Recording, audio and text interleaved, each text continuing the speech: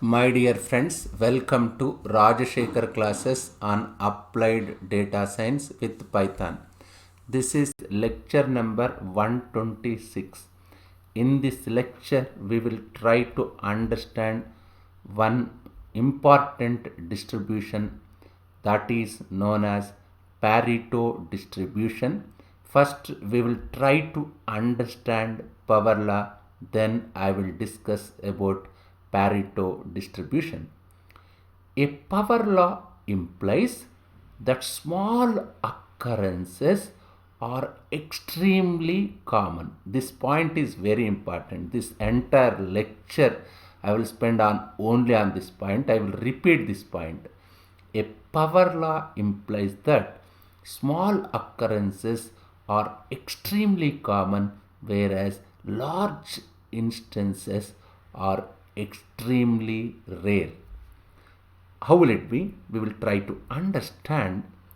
In statistics, a power law is a functional relationship between two quantities where a relative change in one quantity results in a proportional relative change in the other quantity independent of the initial size of those quantities. One quantity varies as a power of another. For example, consider area of square. What is the area of square? Let me say like this. For instance, considering the area of a square in terms of the length of its side. If the length is doubled, just see, this is I am considering area of square. Area of square. What is the relation here? If the length is doubled, let me say L is my length, I am doubling this one. If the length is doubled, the area is multiplied. This just you are taking 2 times of the length, then your area is multiplied by a factor of 4, isn't it? What is the area of square? Area of square is side square, isn't it? Let me say side is L square. Now what I am doing, just I am taking 2L in the place of L. Therefore, let me say this is A1 area. Therefore, A1 equal to 2 square means what? 4L square. My L square is A. Just see this one. What is my L square? A. Therefore, I can write A1 equal to 4A. Means if you double the length, its area is multiplied by a factor of 4. It's a power of 2. That's why they used to call it a power law, isn't it? There is a relationship between length of the square and its area. That's why it says functional relationship between two quantities. Here, what are the two quantities?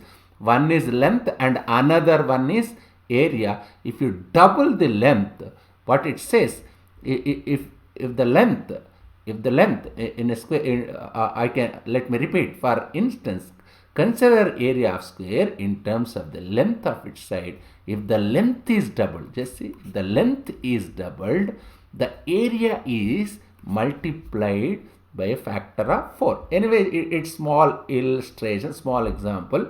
We will try to understand what is power law. Just let me take one simple graph here.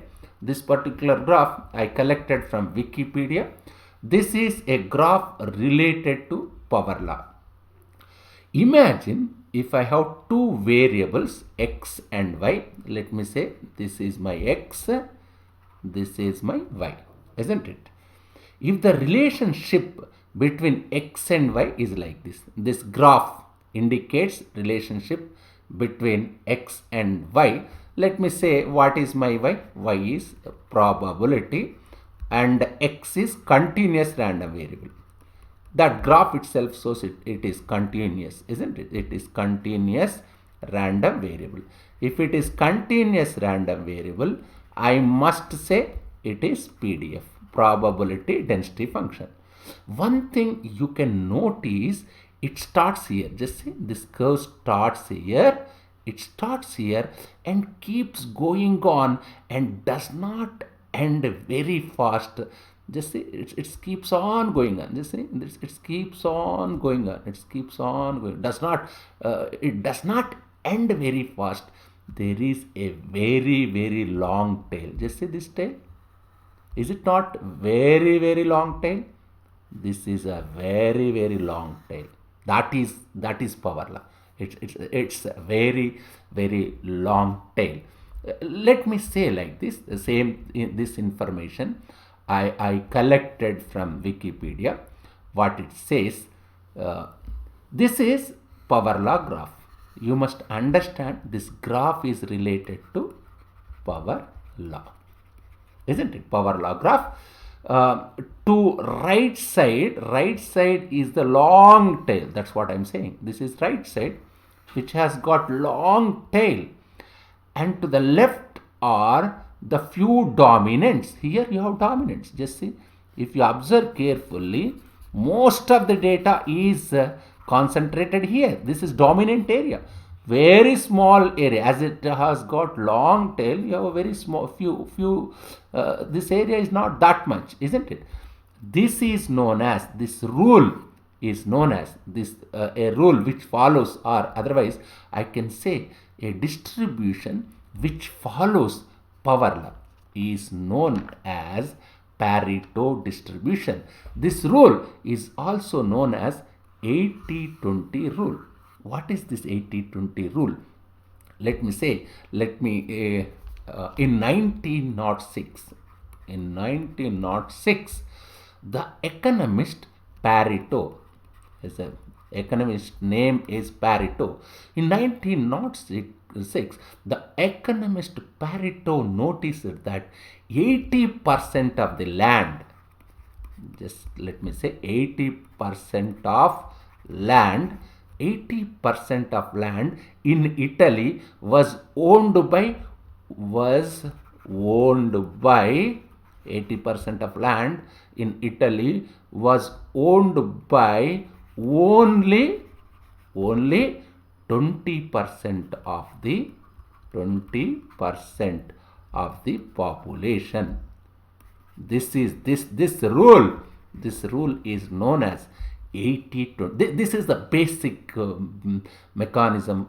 This forms basis for our Pareto principle or Pareto distribution or 80-20 rule, I can say, isn't it? 80% of land was, let me say, this is land. This 80% land is owned by only 20% people, isn't it?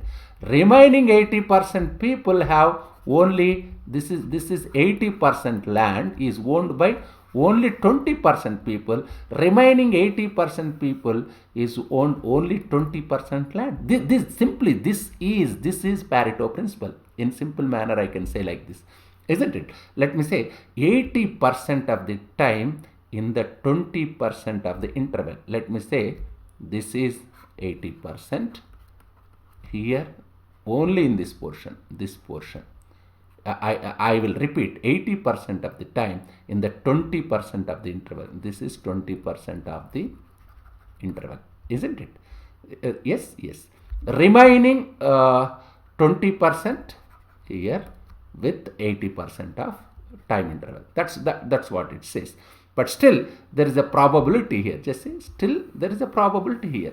How much probability you have in that long tail? 20%.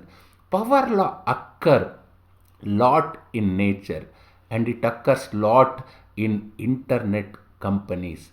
We will try to understand this. I can say like this: whenever distribution follows power law, it is Pareto distribution. Pareto distribution and Pareto principle, also called 80-20 rule.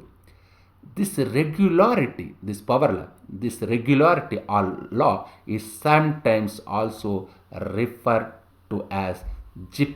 This power law is, there is another name, Chipfef rule, and sometimes Pareto, and sometimes even people used to call it as ranked and unranked distribution. There are different names: ranked and unranked distribution. Ranked and unranked distribution. GPF law, ranked and unranked distribution. There are different names.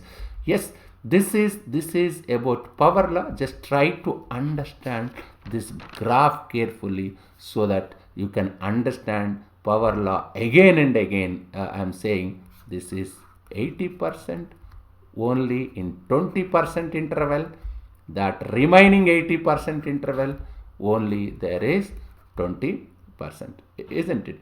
Anyway, we will let me proceed further. Now we will try to understand our Pareto distribution. As I told you, what is Pareto distribution? Whenever distribution follows power law, that distribution can be treated as Pareto distribution. If you look at, just observe these curves carefully, what it says. If you look at these curves are extremely like your power law distribution. And for Pareto distribution, there are two parameters. What is these? In normal distribution, I discussed about parameters. What are the parameters for normal distribution? Mu comma sigma square. I need not repeat what is parameter again and again. Let me say, for Pareto distribution, there are two parameters. One parameter is xm and another parameter is alpha. What is this xm? Xm is always, it's a greater than 0. This parameter is known as scale parameter, or you can say location parameter. It indicates location. I can say scale parameter or location parameter. This alpha is greater than 0. This is known as shape parameter. Basically, it's a real number. I can say alpha is shape parameter, also called a slope parameter. I can say this one is also, sometimes it is treated as slope parameter. Actually, this will decide the shape of your Pareto distribution, isn't it? Or I can say slope parameter. Or sometimes people used to call this one is Pareto index. Pareto index, isn't it? There are different names. I can say shape parameter, I can say slope parameter, I can say Pareto index. Whereas the xm is scale. That's what I'm saying. xm is scale and it is called location parameter. As I told you, this is location parameter. In simple manner, this is probability density function of Pareto distribution. I can write it as 1 minus k by x whole to the power of alpha. Is a power law, is it not power?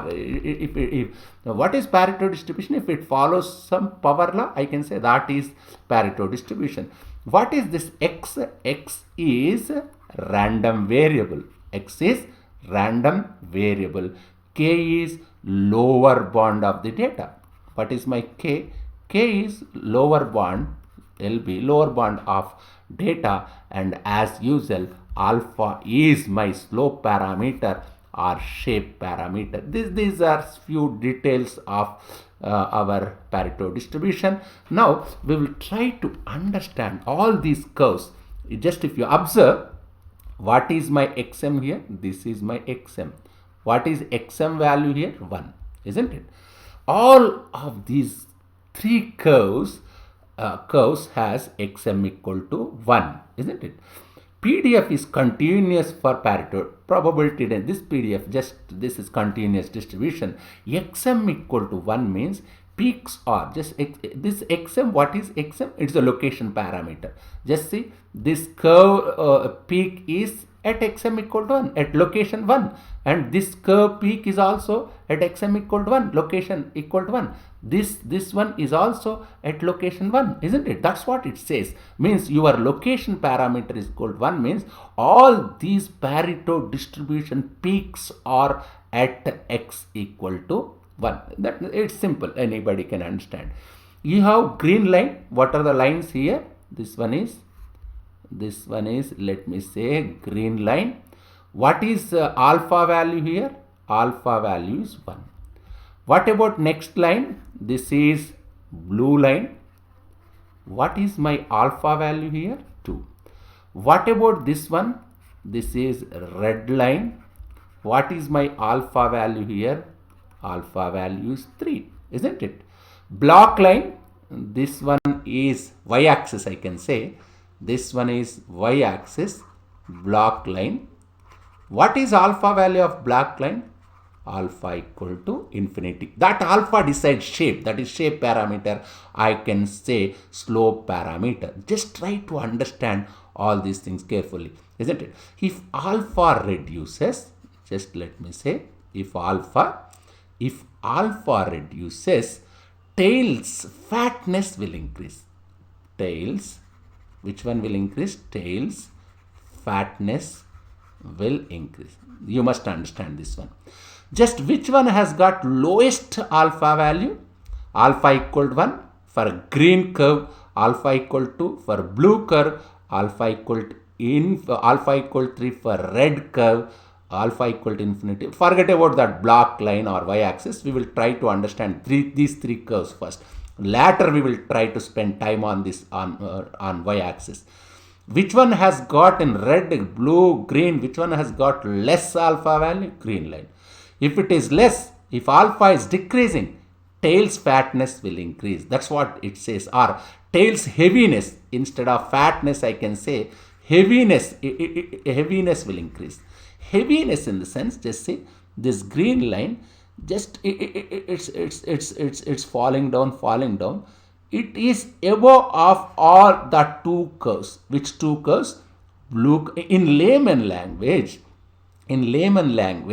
I can say it is heavy curve means if it is fat, if it has fatness means it will slowly fall down. Just see, it is slowly falling down compared to other two curves. As it is fatter, as it is heavier, it's falling down slowly.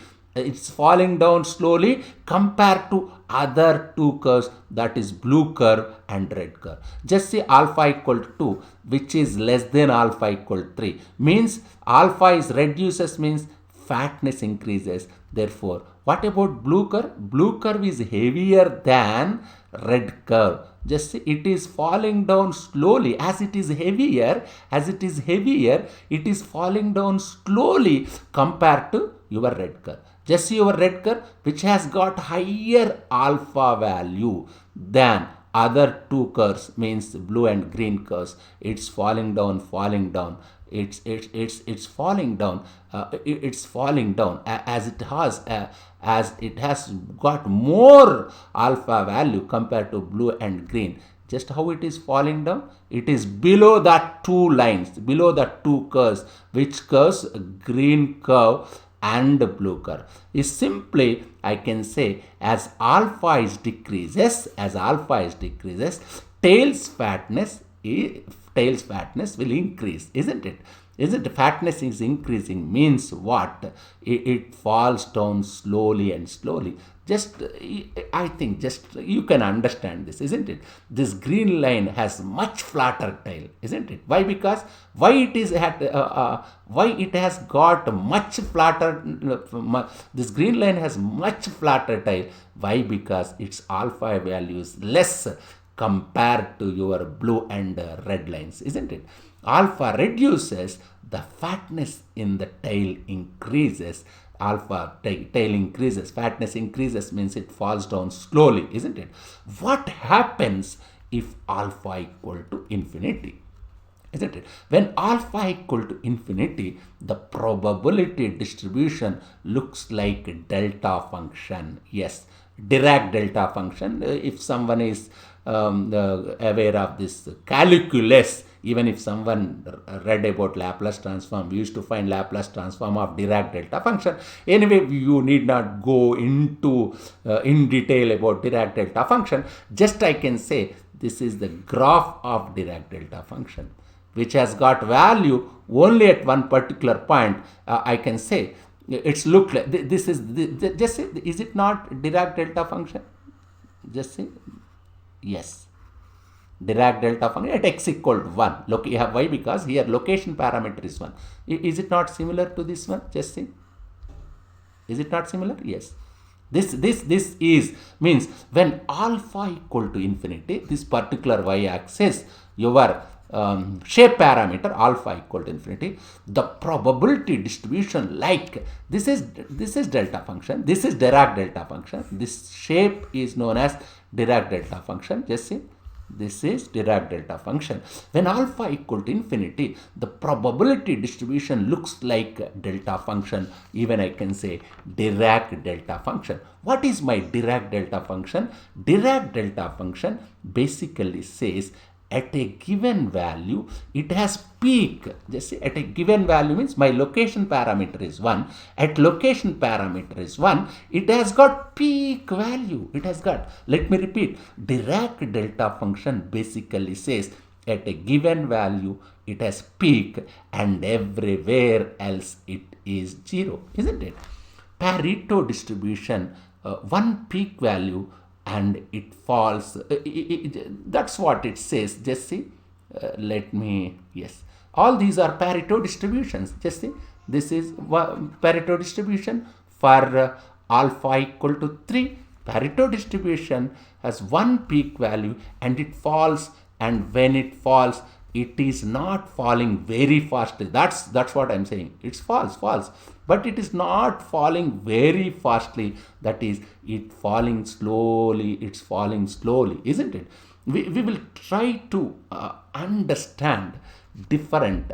Now, we will try to understand this Pareto distribution with the different applications. Just understand that graph. Always you must keep in mind. If you want, one can understand applications easily once if you have graph in your mind. Just see what it says. First application, size of human settlements. Yes, this is one beautiful example. What is the size of human settlements? Few cities and many villages. Means that is many villages. How human settles many people in villages, few people in cities. That's what it means. I can say few cities and many villages. This is the best example for our 80-20 principle or Pareto distribution. File size distribution of internet which uses TCP protocol. Yes, this is one real-time application. In TCP, a file size distribution, it's like this. Many smaller files and few larger ones, isn't it? If you observe internet traffic over TCP protocol, you can find many smaller files, means 80% smaller files, and few larger means only 20% larger files. That is 80-20 principle, isn't it? This is one famous example.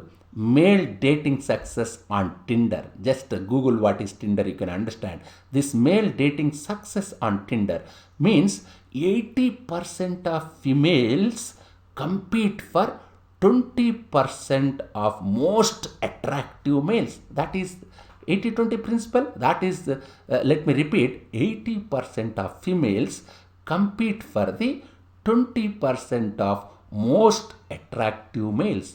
This you can understand. Yes, a few large fields and many small fields. Just if you observe the value of oil reserves in oil fields, this is the scenario in oil fields. This follows Pareto distribution, where a few larger fields, you have very few larger fields and many smaller fields. That's what this graph says, isn't it?